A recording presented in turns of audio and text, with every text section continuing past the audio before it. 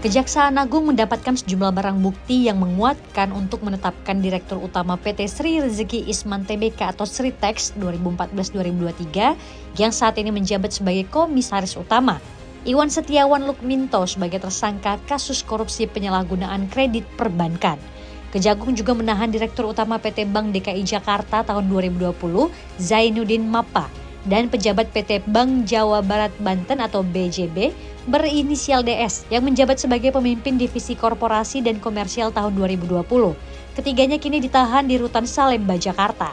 Direktur Penyidikan Jaksa Agung Muda Pidana Khusus atau Dirdik Jampitsus Abdul Qohar menjelaskan telah terjadi tindak pidana korupsi dalam pemberian kredit dari beberapa bank pemerintah kepada Sritex dengan nilai total outstanding atau tagihan yang belum dilunasi hingga bulan Oktober 2024 sebesar 3,58 triliun.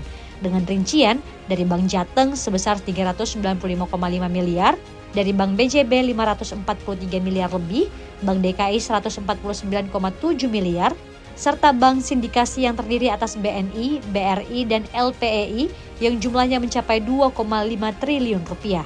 Bukan hanya itu, Sritex juga mendapatkan pemberian kredit dari 20 bank swasta. Kejagung menyebut Iwan Setiawan Lukminto memakai fasilitas kredit sebesar 692 miliar rupiah untuk membayar utang dan membeli aset tanah. Atas hal ini, Presiden Konfederasi Serikat Pekerja Indonesia atau KSPI Said Iqbal angkat suara. Menurutnya persoalan Sritex tidak hanya soal negara, namun ribuan buruh menjadi korban. Terlebih lagi hingga kini, THR dan pesangon puluhan ribu buruh PT Sritex belum dibayarkan.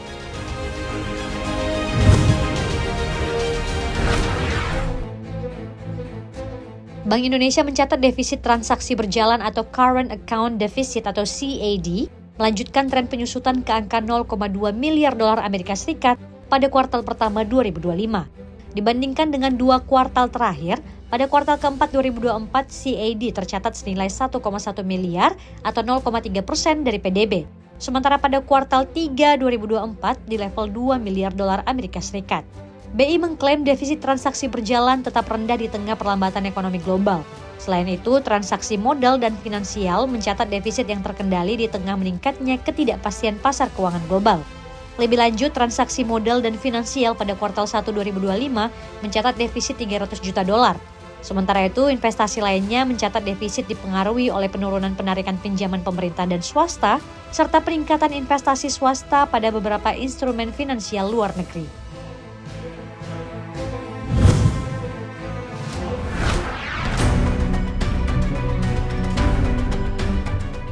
Menteri Keuangan Sri Mulyani menetapkan besaran kompensasi uang lembur terbaru bagi para aparatur sipil negara maupun tenaga non-ASN di pemerintahan.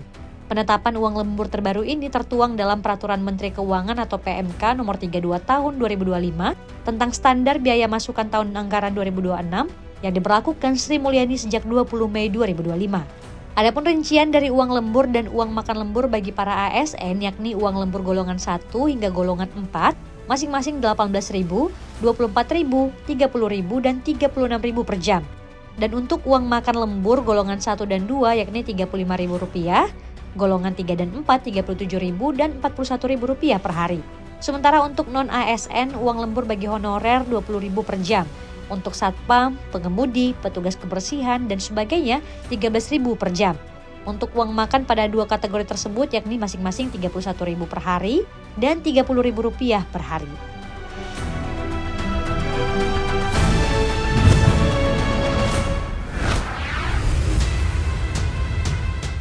Kementerian Perhubungan tengah mempertimbangkan untuk mengubah regulasi dari harga tiket pesawat.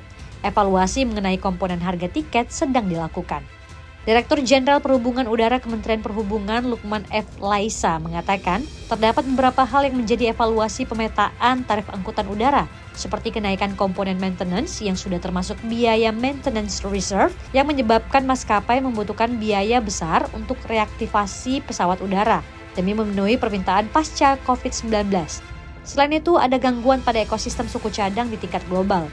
Kemudian kenaikan nilai tukar kurs dolar Amerika Serikat serta penurunan pada komponen sewa pesawat ikut membuat biaya yang ditanggung maskapai berubah.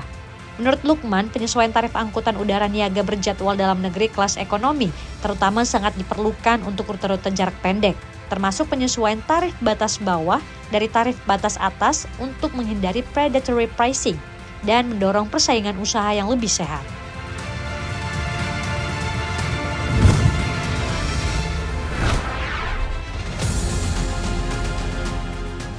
Bitcoin atau BTC mencetak rekor baru atau all-time high dengan menembus level $110.000 Amerika Serikat per BTC atau sekitar 1,8 miliar rupiah.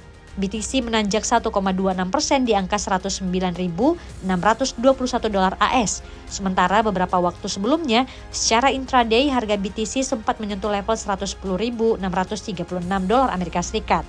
Posisi intraday ini telah melampaui intraday yang telah terjadi pada 20 Januari 2025 silam di angka $109.071 AS.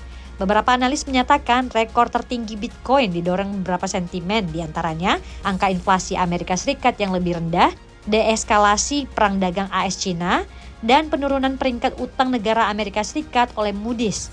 Arus masuk kumulatif ke dalam dana yang diperdagangkan di bursa yang melacak harga Bitcoin melampaui $40 miliar minggu lalu dan hanya mengalami arus keluar selama 2 hari pada bulan Mei.